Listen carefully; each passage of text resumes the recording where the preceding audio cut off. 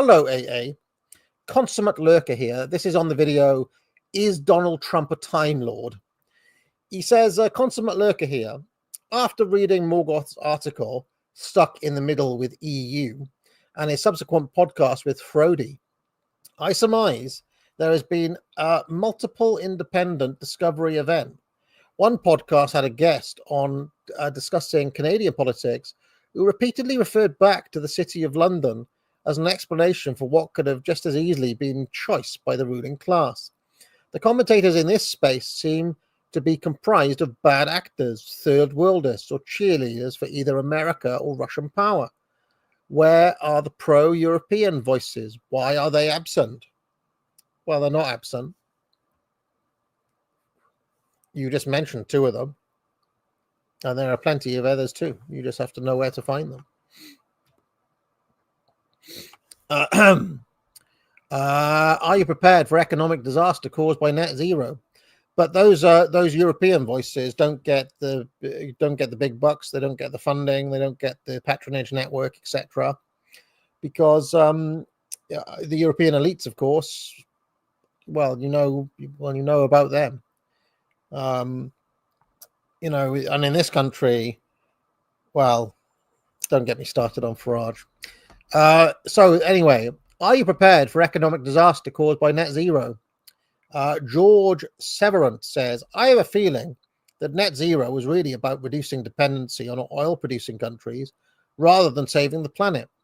But they had to do a hard sell of the inevitable drop in living standards to the general public. In a similar vein, noting all the criticism the government has had recently with the budget, if you want to wean the country off cheap labour whilst maintaining support from your base, you would, 1, raise the minimum wage. Well, they've just done that. And 2, raise employers' national insurance contributions. You are effectively saying to business, get off cheap labour and automate. Feels like the Dark Lord has a secret master plan for this government. Just a theory, thanks. Well, they did just raise the minimum wage to something like £2.90 an hour or whatever.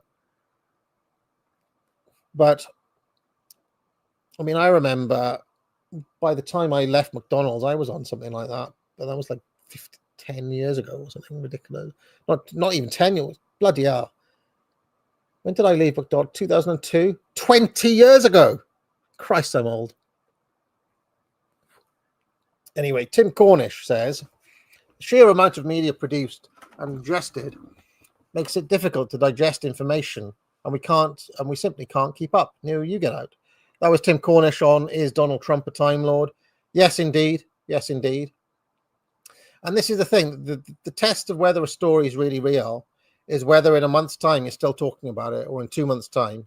If in 2 months' time all anybody's talking about is tariffs, you know it's a lasting change.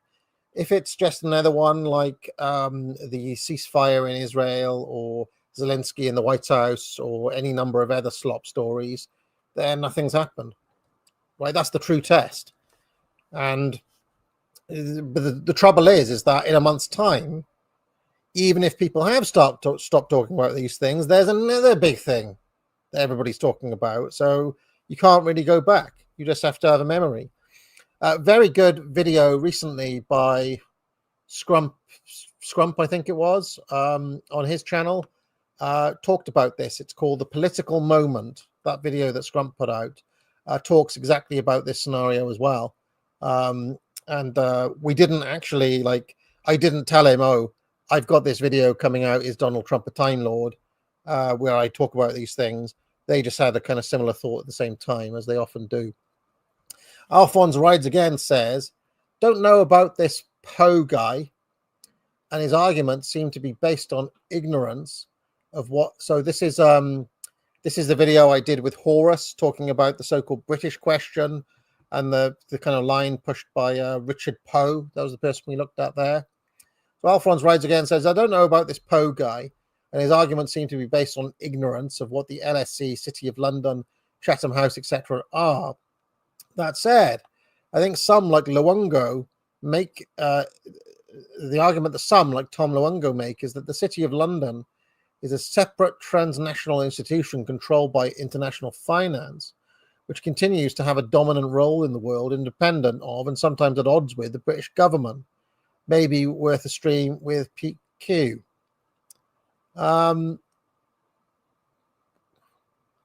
Yeah, maybe. I mean, but if that's the case, why does Luongo rely on Richard Poe for things then? Right, so a lot of people saying, well, don't read this guy, read this guy. Don't read this guy, read that guy. Don't read this guy, read that guy. Point is, the entire theory is ludicrous because it relies on you saying, don't look at these guys over here, look at these guys over there. Don't look at these guys. Now, you can't, nobody could accuse Pete Q of that because he is one of the better informed people ever, right? And I've never really quite understood how he keeps those two competing theories of power in his mind, or whether he really thinks that the British are running the world or not. But you know, I've seen enough of Pete Q to know that even if he has these guests on and whatever, in his heart of hearts, he knows who's running the show. He knows who's running the show. Studio Rainer says, I would argue that the Habsburgs were more effective than the Rothschilds. The Habsburgs essentially created the concept of international order and orchestrated the coalition that defeated Napoleon. The Rothschild would have lost if not for the Habsburgs.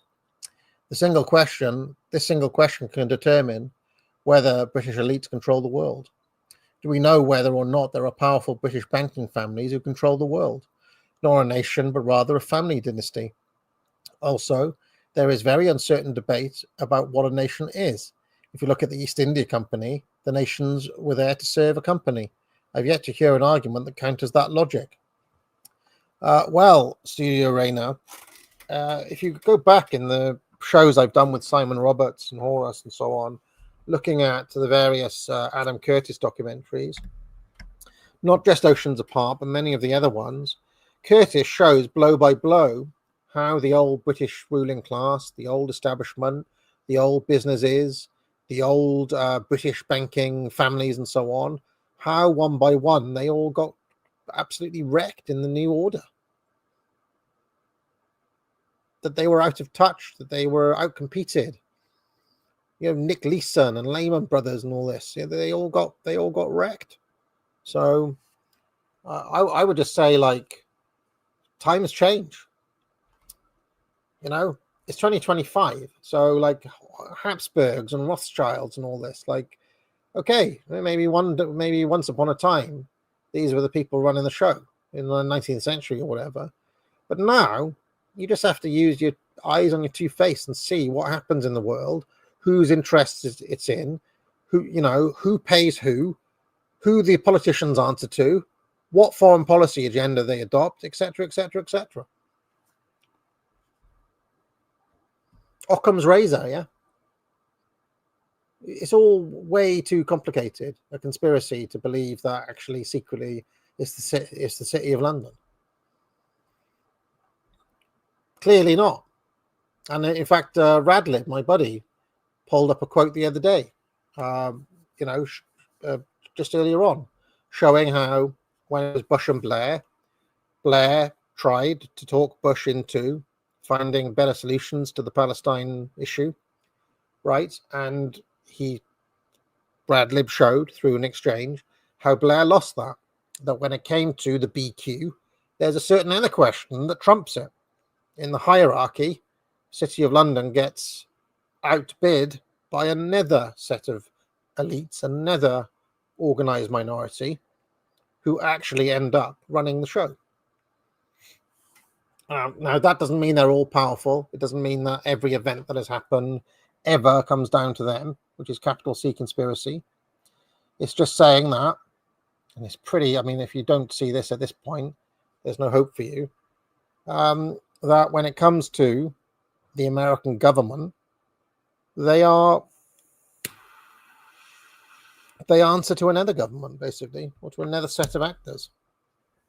Even Trump. How much more proof do you need of that? I mean, we're now at a situation where somebody like Jeffrey Sachs, who is an Ivy League economics professor, goes in front of an audience of millions of people, hundreds of thousands of people, and outright says that. And still there are people who, to somehow justify supporting Trump, come up with all these convoluted theories that actually secretly it's these people over here. It's not those people over there. It's the one staring you at the face. Right, let's carry on. So let's carry on with the super chats now. That was the super thanks. Economic erudite. It's not those guys. It's really the Egyptians. It's really the Egyptian god Amun-Re. It's really the lizard people. It's really Klaus Schwab. It's really some other douchebag. No, it's not fucking any of them. It's the one staring you in the face. Go back and read my stuff on why it was that all of the kind of protest against Trump died off, and that Trump was just inaugurated and is now just being allowed to do whatever he wants. Why do you think that happened? Occam's razor. Incidentally, Dark Synth fans, Occam's laser. He's got some stuff worth listening to too. Economic erudite says, I enjoy the content. One issue, I don't agree nations can take timeouts. Poland tried, got partitions multiple times. Why do you think it's possible? Well, one of the reasons I think it's possible is because Arnold Toynbee has this idea. And for Britain, it's possible because Britain's a little island that could happily exist without much interference. And in fact, Toynbee uses Britain as an example of a country that has taken timeouts in the past. If you're Poland, maybe not. You're smack bang in the middle of, you smack bang in the middle of the Mackinder zone there. Who controls the world island, controls the world, remember? And so if you're Poland, if you're Ukraine, you can't really take a timeout in that area, unfortunately, for Poland. But if you're Madagascar, for example, I got my Madagascar plan video coming out. They can take a timeout. Nobody cares about Madagascar, and Britain could be the same. Britain, like a little insignificant island, could be for a while until it's not again. Jake Churchill says, I saw the 70s BBC archive documentary on the Shetlands. Natural beauty aside, I'm struck by the strength and beauty of industrial machines used for daily work. There's a lot of quality lost in modernity. Yeah, absolutely. And this is something that Andre Siegfried, in that book I've been reading, keeps on talking about. Next Monday's video is on France and the French people. And one of the things I was struck by is how much Siegfried talks about the French artisanal love of work and of quality and of having honor and pride in a job well done, right? Something that is stripped away and assaulted by,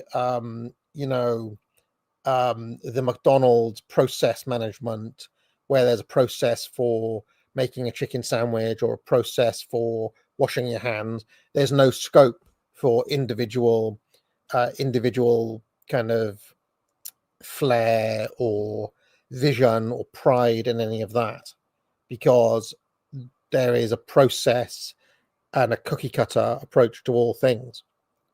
If you want to go Evola Gwinon, it's the reign of quantity versus the reign of quality.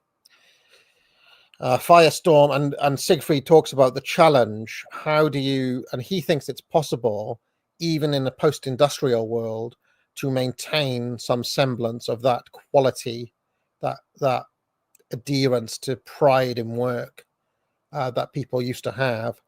He thinks it's possible to retain in modernity, although he said it's not easy. Firestorm 189 says, I still think Trump's make most actions Firestorm says, I still think Trump's actions make most sense through the lens of disrupting rival power blocks. He has hit the civil service, the Department of Education, CIA proxies and NGOs, Hispanic organized crime, and now international finance. Yeah, possibly. Certainly the Schmidt lens is still, you could still argue that, yeah. You could say he's doing that. Somebody whose name is just a bunch of Chinese characters says, he seems to have exempted several raw materials, so it could be an attempt at serious change